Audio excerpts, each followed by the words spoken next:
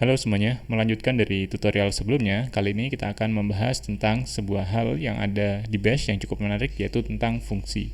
Sederhananya, fungsi ini adalah sebuah wrapper atau pembungkus dari logic yang akan kita implementasikan sehingga bisa dipanggil berulang kali tanpa harus menuliskan kode atau logic atau bash script atau shell script itu berulang kali. Jadi kita tulis sekali dan bisa dipanggil berkali-kali.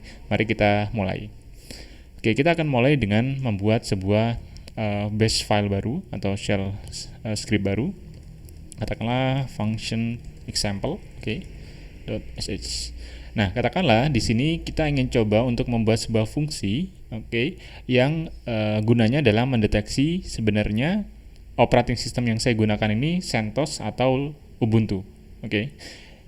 Idenya adalah kalau misalkan kita menggunakan Ubuntu, kita bisa memanggil sebuah perintah, lsb release min a.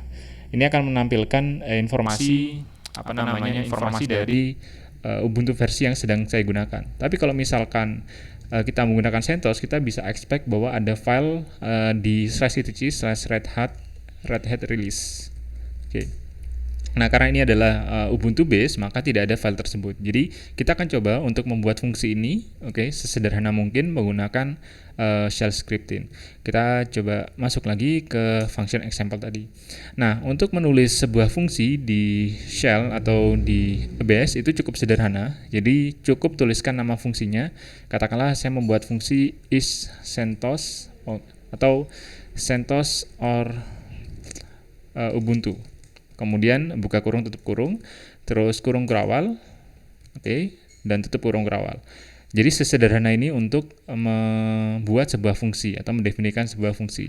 Dan untuk memanggilnya kita hanya perlu menuliskan nama fungsinya, sepertinya CentOS or Ubuntu. Nah, dengan demikian maka kita akan bisa memanggil logic yang ada di dalam fungsi CentOS or Ubuntu.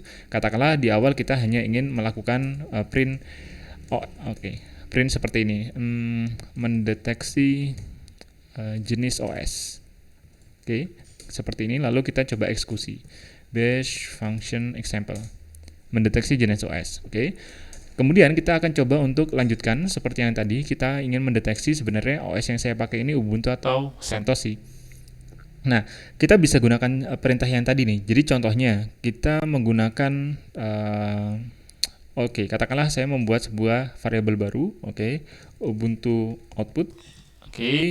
Dia akan mengeksekusi lsb release min a, seperti ini. Kemudian, saya akan mengecek if,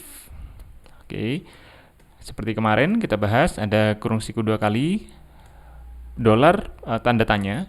Artinya adalah saya ingin mengecek apakah previous comment yang saya eksekusi itu exit code-nya adalah 0. Kalau misalkan exit code itu 0, artinya comment itu tereksekusi dengan sempurna, tidak ada error.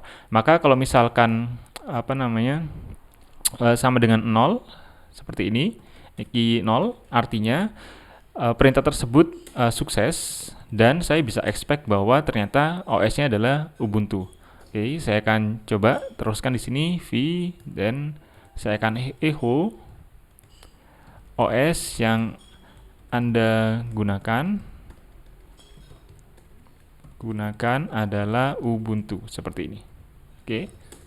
Kita coba cek. Ini ada Ubuntu untuk menjalankan perintahnya. Kemudian kita cek return exit code-nya. Lalu kita cek kalau misalkan 0, maka kita print seperti ini. Kita coba jalankan. Bash function example. Mendeteksi jenis OS. OS yang Anda gunakan adalah Ubuntu. Karena kalau misalkan kita jalankan tadi lsb release min a, kita tahu nih bahwa dia Ubuntu. Nah, sama halnya kalau misalkan kita cek untuk CentOS, katakanlah kita coba cek CentOS pertama dulu ya, CentOS output. Nah, CentOS output itu sederhananya kita bisa gunakan cara yang sama dengan cat /etc/red hat release. Seperti ini. Nah, dengan cara seperti ini kita juga gunakan conditional, seperti ini, dan ini kita cek dulu di sini persen equal 0, EKI 0. Lalu di sini kita fi, lalu di then-nya echo OS yang Anda gunakan adalah CentOS. Nah, karena kita sudah bisa expect bahwa dia CentOS, kita berikan exit agar tidak melanjutkan ke pengecekan selanjutnya. Sama halnya juga dengan yang di sini. Kalau misalkan dia Ubuntu, maka kita bisa exit. Oke. Kita coba cek lagi menjalankan. Oke, ada yang keliru di sini. Kita cek line 12. Oke, kita cek dulu. Oke, tanda kutip. Kita jalankan lagi. Nah, di sini kan kelihatan ya bahwa ketika menjalankan si perintah pengecekan si CentOS, oke, ini ada kegagalan. Artinya kalau misalnya kita cat etc red hat release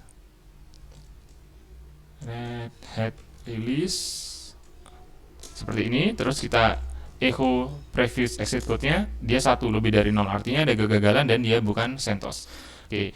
Nah, di sini dan dia akan melanjutkan ke OS yang selanjutnya. Dia adalah Ubuntu. Nah, gimana caranya kita ngetes bahwa si fungsi cek OS untuk Red Hat itu atau untuk CentOS itu dia udah berfungsi? Nah, kita bisa coba untuk create file /etc/red hat release ini. Saya jadi super user dulu. etc red hat release seperti ini. Oke, lalu katakanlah saya di sini hanya memberikan titik. Oke, nah ketika kita jalankan lagi si bash function tadi, nah si bash function ini menganggap bahwa OS yang saya gunakan itu adalah CentOS karena ada file /red hat release tadi. Padahal ternyata bukan gitu. Padahal saya menggunakan OS Ubuntu. Nah, gimana cara mengatasinya? Ya, kita harus refine si kodenya gitu.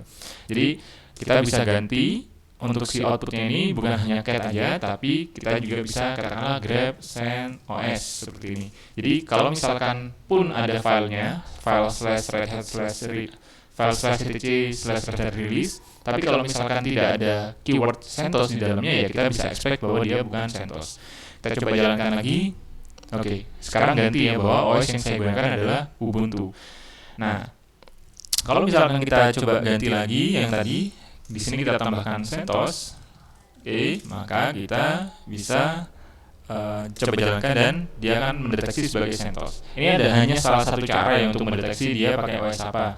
Ada juga cara lain kalau misalkan di CentOS kita bisa menggunakan pengecekan katakanlah kita mengeksekusi YAM gitu untuk mengecek apakah dia CentOS karena YAM biasanya akan ada di CentOS gitu untuk melakukan instalasi atau dia adalah sebagai package manager. Kalau misalkan di Ubuntu kita punya apt dan seterusnya. Nah, ini adalah contoh pembuatan sebuah fungsi di di bash gitu, di shell scripting. Kita coba cek lagi function example. Nah, kalau misalkan kita di sini CentOS or Ubuntu, kita eksekusi berkali-kali, nggak akan masalah. Artinya kita hanya menulis function itu sekali dan kita bisa eksekusi berapapun jumlahnya gitu. Nah, yang menarik adalah kalau misalkan kita memanggil fungsi ini tuh berkali-kali, oke, di banyak tempat, dan ternyata kita perlu merefine, maka yang kita perlu ganti hanya di satu bagian ini. Kita tidak perlu mengganti di bagian yang lainnya. Nah, itu adalah hal yang menarik kalau misalkan kita membuat sebuah shell scripting yang sudah dikomposisi menjadi fungsi-fungsi kecil, sehingga lebih mudah untuk kita maintain dan lebih mudah untuk kita modifikasi di kedepannya. Oke, itu dulu bahasan untuk fungsi kali ini di shell scripting. Kalau ada pertanyaan, silahkan tuliskan di komentar atau hubungi saya lewat email. Jangan lupa untuk share video ini dan subscribe ke channel ini sebagai bentuk dukungan kalian. Sampai jumpa di video selanjutnya.